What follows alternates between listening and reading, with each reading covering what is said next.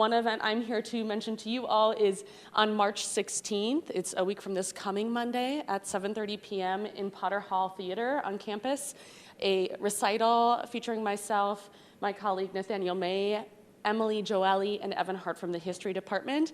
And we're putting on a recital that evening of music centering themes of women's suffrage and the right to vote. So music by female composers, women's suffrage campaign music, and some pieces by a local St. Joseph female composer who ran a music studio in the early 1900s here in St. Joseph. So if you're free and able to attend that event, it is free and open to the public. We're collecting donations for YWCA's Bliss Manor, which is a transitional home for survivors of domestic abuse. So please, if you're available, March 16th, 7:30 p.m., come join us for a fun evening of some historical music, and I hope to see you there. Thank you. All right, well, before we get started today, so next month, I'm excited about this. We are working with Rolling Hills Library and the Pony Express Museum to bring the author Jim DeFelice, who wrote the book West Like Lightning about the Pony Express Trail. He will be here next month at our History Speaks, and he'll be here to answer any questions and talk a little bit about that history. We also have some other flyers over there. We have a new monthly program, History Happy Hour. It's a pretty exciting one. It's at River Bluff Brewery every month, and so we get together, hear a little bit about different projects that people have going on, and it's a chance for the local history community here in town to get together and just discuss what's going on.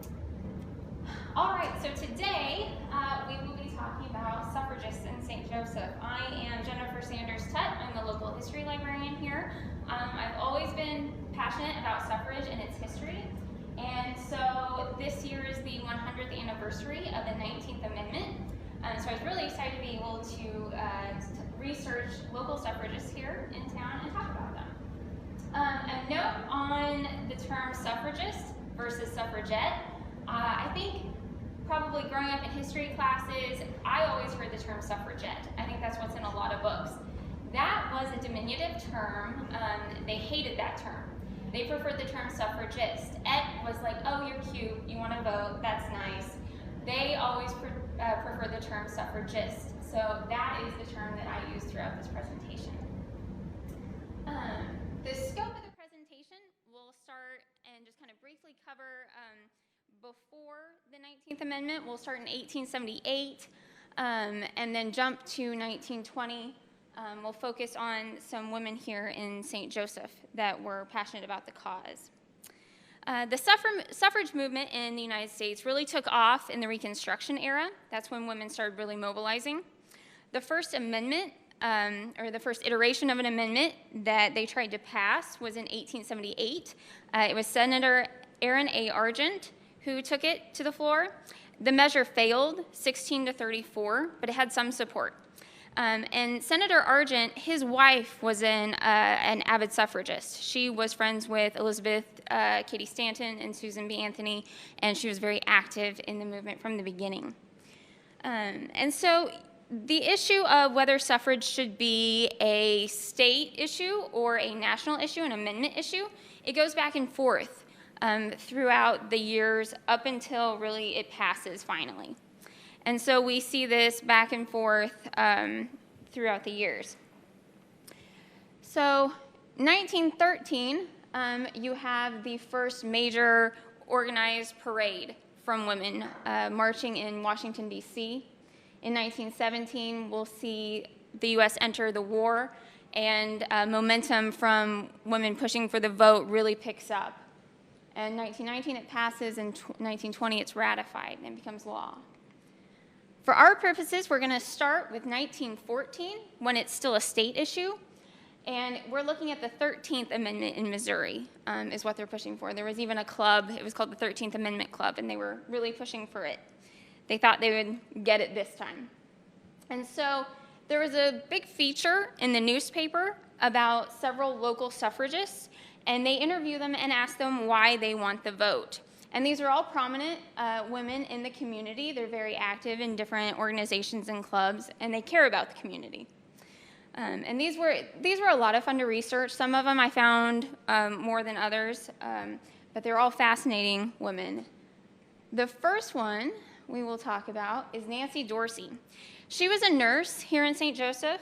She was not from St. Joseph. She was brought here by the Tuberculosis Society in 1911. There was an outbreak in tuberculosis. It was a big problem within the community. And one of the biggest issues was education about tuberculosis. So she was brought in. She was head of the Traveling Nurses Society. And she was brought in to specifically educate the public to try and get the tuberculosis numbers down and to limit the spreading. And she was extremely good at her job. She was so good at her job that she butted heads with the city a lot.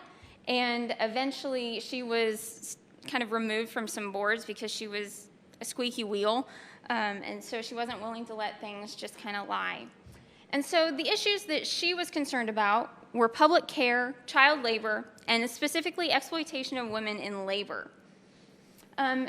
She believes that getting the right to vote will uplift women. She says, we women are equally concerned with men in good and bad government, and equally responsible for civic righteousness. Let us stand together and together bear the burdens and privileges of government.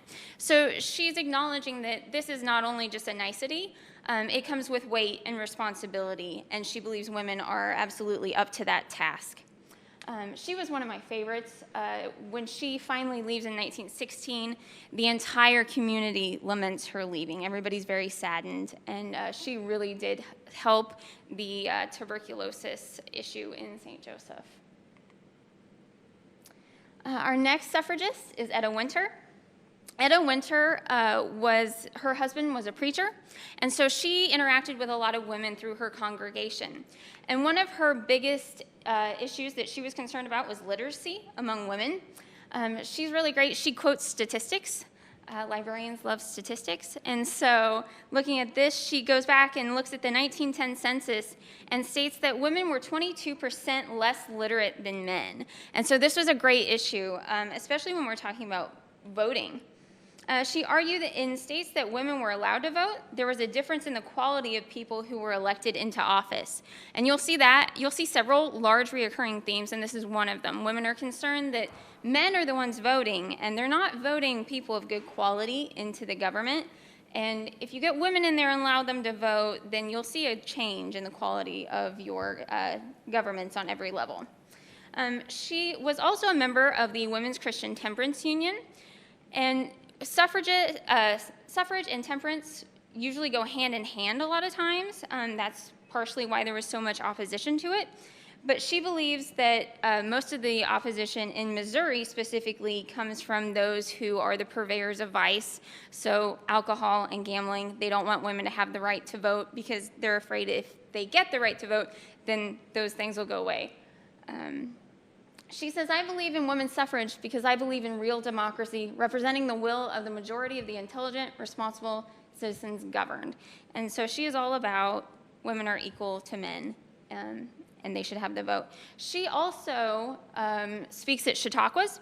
There's several Chautauquas here throughout the years in St. Joseph, and she and another woman that we'll meet later will frequently get up on stage and debate the issues pro and against suffrage. And so these are very publicized events too.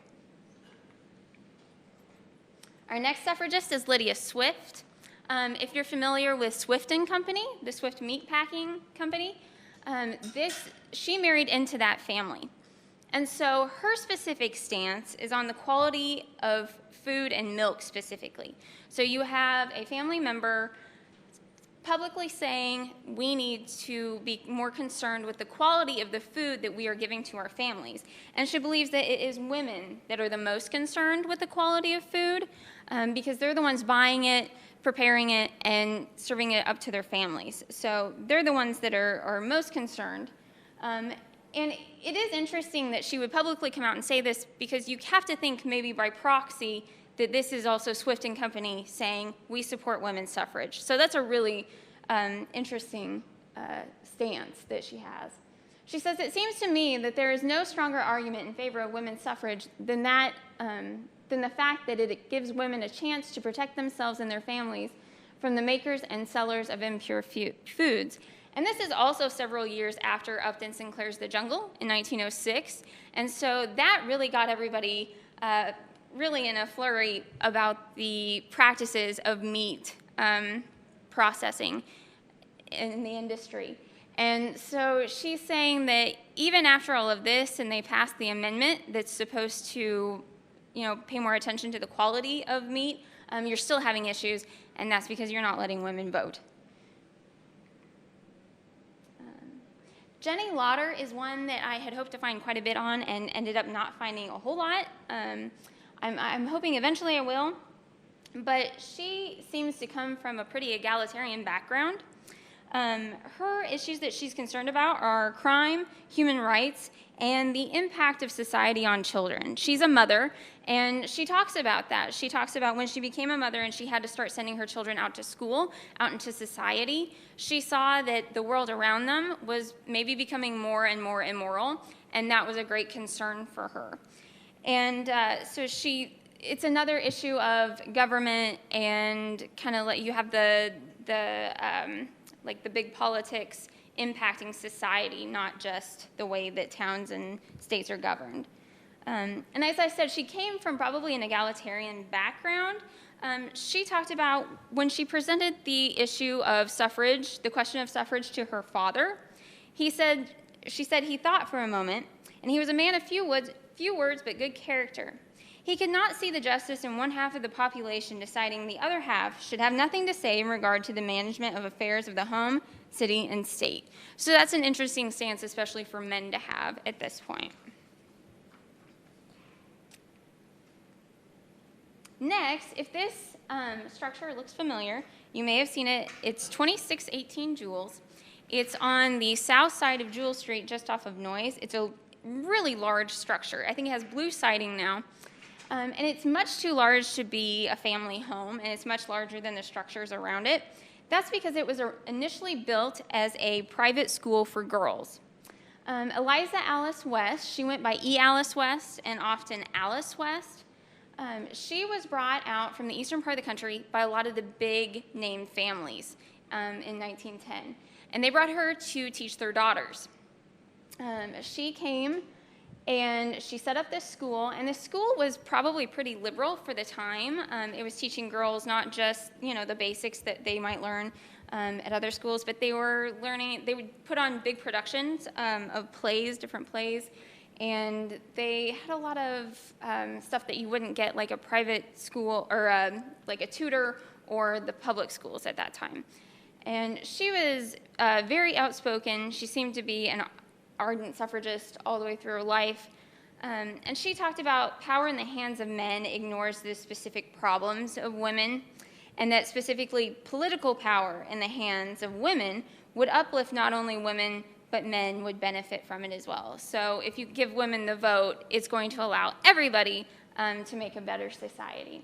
She says, I favor suffrage for women because I am convinced that there are many women, perhaps thousands of women, laboring under great difficulties and who need this lever to enable them to improve the conditions of their lives. Women in the labor industry, we will see a lot of that as another reoccurring theme that women are concerned with and want to be able to vote to change things. Della Rush is a pretty prolific figure in St. Joseph kind of philanthropy and especially the suffrage movement. She was the other one that would debate with Etta Winter at the Chautauqua. She was the president of the St. Joseph Equal Suffrage Association, and she becomes kind of the mother of suffrage in St. Joseph, one of them. And she talks about many different issues. Women's influence will lead to cleaner politics. Women will give their attention to matters that businessmen neglect. She talks about that men are maybe not as emotionally stable when making decisions. She talks about businessmen getting angry when things don't go their way, and she thinks that women coming in will change that because they are, more level-headed. She's also a temperance advocate. She believes women are equal in intelligence, and she specifically comes out and early on is against the war. She believes that no men or body of men should have the power to offer up husbands or sons as a living sacrifice to private ambition. And so this is in 1914 when the rest of the world is going into the war, but it hasn't quite hit the United States yet. She's also concerned with cleanliness of food, working conditions, and the fact that men in government ignore the demands to change working conditions, specifically for the betterment of women.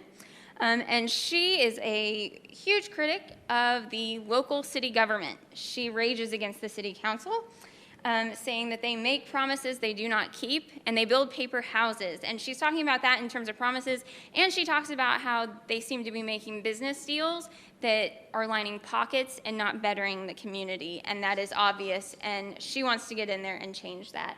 And she'll pop up a couple other times, but they asked her why she was a suffragist.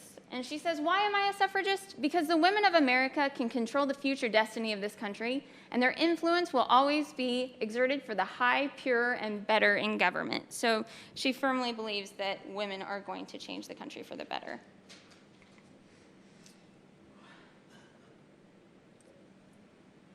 One of my favorites is Elizabeth Platt. Many women across the country, suffrage is criticized more on the national level. You don't see it as much here. But suffragists are made fun of. They're called militant. It talks about women throwing Molotov cocktails in the streets. You don't see a lot of that here.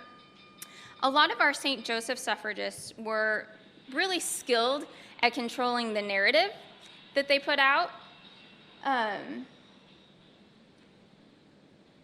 And Elizabeth Platt is one of them. She is a fierce suffragist, but she's really skilled at the way she approaches the topic.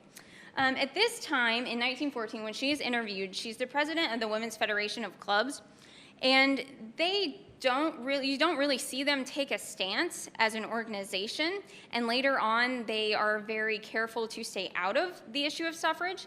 But in 1914, as the president of the Federation, she makes a statement. Her whole theme is 8 million wage-earning women. And she goes on about that for several paragraphs, and each one starts with 8 million wage-earning women. She talks about how society has progressed far past the time of our grandparents. So she talks about it's natural for society to improve and modernize. We're not living in our grandparents' time period. She says women are equal intelligence and equally good citizens. Women exist under the laws that they have no say in. They pay taxes, that there's no justice in that. She gives examples of widowed mothers, nurses, and a widowed mother, nurse, and teacher. She says that they all pay taxes, they all work, they have no secondary income, and yet they have no voice in government, they have no vote. She also gives an example of, I'm not sure if it's her next door neighbor or one of these other ladies' next door neighbors, but she says next door lives another family composed of several men, not one of whom is capable, intelligent, or educated, and yet each one has a vote. And so she's really calling that out here. Like, we're human beings, we're intelligent citizens, and yet we aren't allowed to have these rights. She's also concerned with working wages and conditions. And she starts to close by saying that women should urge the men in their lives to vote in favor, that it's very important. It is not only an act of justice on the part of both men and women, but it is generosity as well on the part of the women. So it's for the betterment of everyone. We see that again. And then this is my favorite part. This is where she's really skilled at controlling this narrative. It is not that I want the vote. I want women who want it to have it. So she's saying, like, I'm not taking a stance, but you know what? If you all want it, you should have it. But here's her 8 million wage-earning women again in the United States. And then you ask me why I believe in the 13th Amendment should be passed. Do you not see that this question has gone beyond a mere personal matter? So again, this is larger than any one person and any one group of people. Constance Renzi Marshall and her husband, Mayor Elliott Marshall, are very active in suffrage within the community and will support the suffrage long after the amendment is passed. Constance Renzi Marshall was the daughter of Constance Fauntleroy Renzi, who was very active in women's groups here in town, was founder of the Renzi Club. And Mayor Marshall is a suffragist, and he is very publicly a suffragist. And it's very interesting for the time period because you don't see a lot of men coming out and making statements, especially he's the mayor for the time. So a few things that they're involved in. There was Tag Day, which was a charitable day. Women went out very early in the morning and kind of besieged the city and would sell these tags, and all the money went to charity. Various charities. It was kind of a day organized through the Federation of Women's Clubs. And so there was one really cute story, though. All these little boys went out and bought tags, and this one little boy had this dog, and they saw how many tags they could put on this dog, but they were contributing to all these charitable organizations. So that was really cute. Another one was Trolley Day, and Trolley Day was really interesting. The trolley system here in St. Joseph turned all of the profits over to the Federation of Women, but this, I think, is from another one, but on the day that I found, they turned it over to Suffrage. So they were donating all of the proceeds for the day to the suffrage effort. And Constance Marshall was a big organizer of a lot of these events, and you'll see her pop up multiple times as really taking charge of these events and making sure women are involved in the effort. Tag Day was also an opportunity to show how the women in the city could mobilize and organize, and that becomes really important as we get closer and closer to entering World War I. For Trolley Day, the issues, and women would literally hop on the trolleys and here take a pamphlet, and it was specifically targeted at men. They talked about education, transportation, specifically roads, libraries, meeting halls, and schools. One issue that they covered was because she wants modern improvements and sanitary conveniences, because she wants better prices for her products. And that's an issue that a lot of, we still deal with as women today, things like the luxury tax.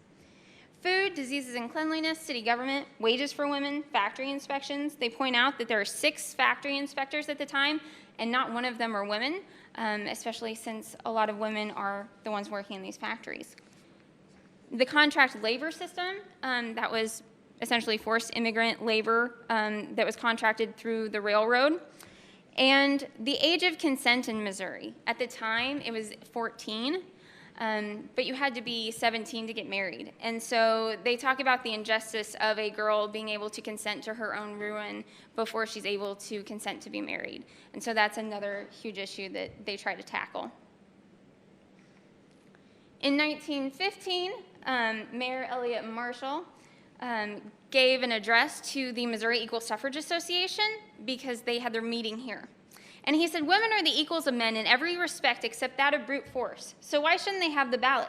Women are intelligent, and they are exerting a moral influence without which the world would go to pieces. Women's work in the home fits her for voting just as much as a man's business does for him. I can think of no reasonable reason why women should be denied the franchise. So it's not exactly what we, in 2020, it would be the equivalent of, yeah, suffrage, women's rights, but at that time it was very liberal, it was very forward-thinking, especially for men publicly. In 1916, we're still going back and forth on whether suffrage is a state issue or a national issue. And the suffrage special, which was a train car full of suffragists there were a lot of big name families from the East Coast, New York, Washington, D.C., and they were going around campaigning for a constitutional amendment. Well, in Missouri, at that time, the official suffrage organization was campaigning for a state amendment, and so it conflicted. And so they're supposed to stop off in St. Joseph for about 3 hours one evening, and Della, who is the former president of the Suffrage Society here in town at the time, but again, she's kind of that mother figure to the suffragists in town, she gets a letter from the state president saying that no one is to go meet these suffragists at the station at Union Depot. The special is not to be met with automobiles, a brass band, or even smiles. Not one shred of courtesy is to be extended to them. And we have Elizabeth Platt pop up again. And she says, the order is news to me, but really I think it would be dreadful. Why, you know, some of the finest women to be found anywhere on that special. And so a lot of businessmen in town get wind that no one's going to meet these suffragists at the station. And they call up Elizabeth Platt and they say, you go meet them, send a party to meet them, and we will cover every expense. And so that's what she does. 10 cars go and meet them at the station. And they are whisked off to the Scottish Rite building to have an impromptu meeting. And then several leaders in town go to that and talk with these women, and then they all go to the Hotel Robidoux to have a lovely dinner. And they talk about that they hadn't received a reception like this anywhere else in the country. They weren't even supposed to stop here.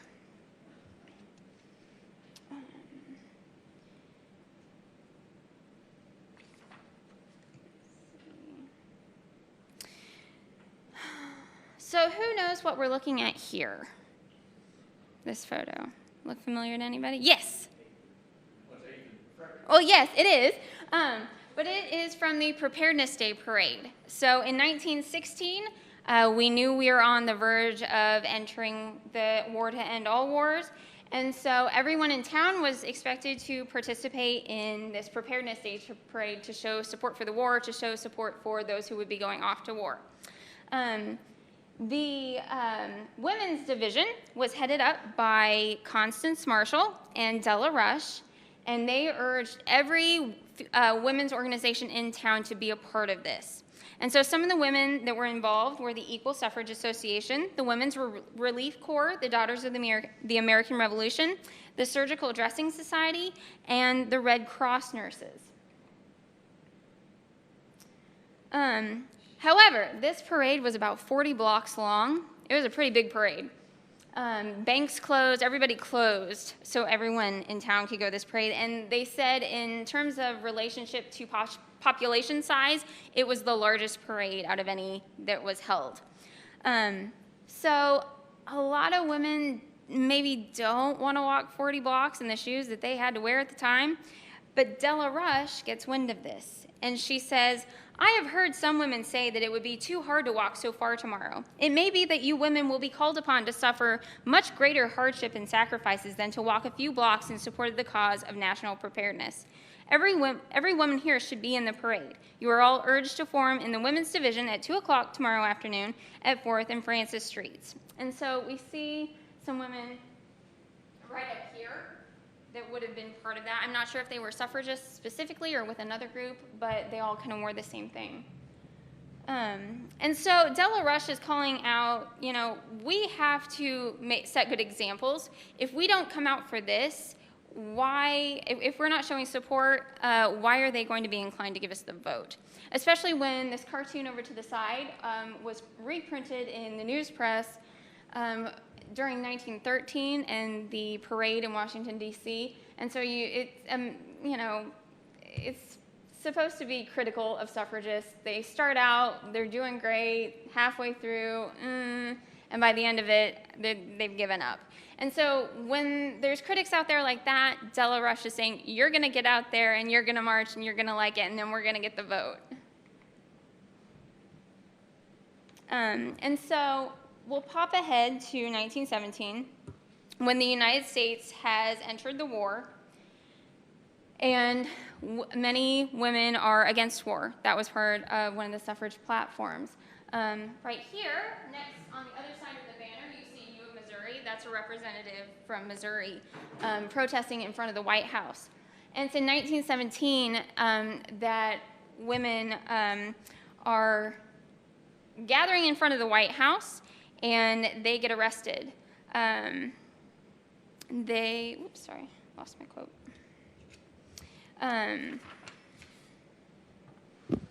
There is a quote from Woodrow Wilson that talks about that we must go and fight for democracy in other countries. And the suffragists say, well, wait a minute, where's the justice in that when you won't even give us the vote right here at home? And so many of these women are jailed, and they're kind of made an example of, and they go on to become the silent sentinels. But it's because of the war effort, probably, that women are granted the right to vote. It's because of their support and the sacrifices that they made. And they get Woodrow Wilson on board, and he ends up campaigning to the Senate to pass this. And so on May 21st, 1919, the 19th Amendment passes in the House, and it's not ratified until the next summer. And so we'll come to Mary Tootle James, who is the last suffragist we'll talk about, and one of the most impactful suffragists, especially here in St. Joseph, but also on a state level. She was a Tootle. She was married to W.K. James, who was a lawyer who went on to become a judge. It's notable because they had very different political ideologies. He was a Democrat and she was a Republican, and so at that time, Republicans were a little bit more like, they were more in favor of the suffrage, and so they were having trouble with Democrats. But I would love to know how that dynamic played out at home. But Mary Tootle James was very involved in community groups. She was very outspoken. She was the head of various groups at various times, the Federation of Women's Clubs, the Missouri Library Commission, and the Missouri Equal Suffrage Association. And so when the 19th Amendment passes, she establishes a citizenship school, and she also establishes the League of Women Voters here in St. Joseph. She is the first head of that. And it's notable because at the time, there is a group of African American women in town who get together and form their own branch. And Mary James says, wait a minute, we're going to be an integrated group of League of Women Voters. And so she tells the entire league that this is what we're doing. This new branch, one woman will be on every single committee, and they will be involved in every activity that we do. So she was very adamant that these would be integrated. And so that's notable for the time. And I'll talk a little bit about that in a minute. But the citizenship school was pretty interesting. These popped up around the country because we wanted women to be intelligent, knowledgeable voters. One of the issues that men were kind of hesitant on giving women the vote because they weren't sure that they would make informed decisions. And so women were going to make darn sure that we were going out and making informed decisions. These citizenship schools were held twice a day, in the morning and the evening, to make sure that women who worked could attend. They were held in the auditorium of the YWCA. They were organized by Mary Tootle James and Gertrude Norris, who were head of the state suffrage organization. The courses were citizenship, public speaking, parliamentary procedure, organization, and publicity. And specifically within that, a brief history of the origin of political parties, national, state, and city government, and public speaking, and organization and publicity. So they had become skilled at mobilizing to support suffrage and rally momentum for that, and now they were going to have to do the same thing to make sure women actually registered to vote and actually got out and vote. And tuition at the time was $1, and that was about $15 in today's money. And so it was well attended. You had people coming, or women coming in from surrounding communities and towns to participate. And I think they did a few others later on, but it was specifically notable because the first one was so well attended. And so this is the amendment being ratified in Missouri in 1920. That's Governor, I think, Gardner. He doesn't look super excited about it, but all the women around him do.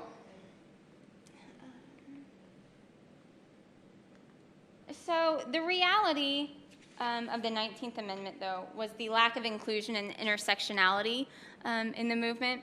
Many women at the time resented the fact that African American men received the right to vote before they did, so there was a lot of exclusion happening. Women of color were excluded from public displays and events. This continued through the second generation, from Anthony to Burns, and even after the ratification of the 19th Amendment, women of color, especially those who resided in the southern states, faced numerous obstacles in their struggle to exercise their rights. Threats of physical violence, intimidation, poll taxes, and Jim Crow laws were used as a tactic to keep women from exercising their rights, and you would see this happen up through civil rights in many parts of the country. And this was also an issue I had while researching this. I came across very few mentions of African American women and women of color being mentioned in the newspapers about voting. So if anybody does have those stories, I would love to be able to tell those stories because they so often, their voices are not heard. But that is suffrage in St. Joseph. Does anybody have any questions? Yeah. If you know, did any state pass?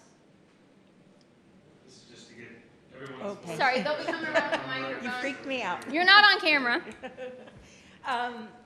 Do you know if any state did ratify women's vote? They all ratified it. Tennessee was the last one to ratify. Actually, before the 19th Amendment, in some places women did have the right to vote, and they had been voting for years. When you first have the colonies, a lot of women are able to vote, and then that eventually goes away, and so it's just kind of back and forth. But everybody eventually ratified it. It took them a year, but we did it. Yes.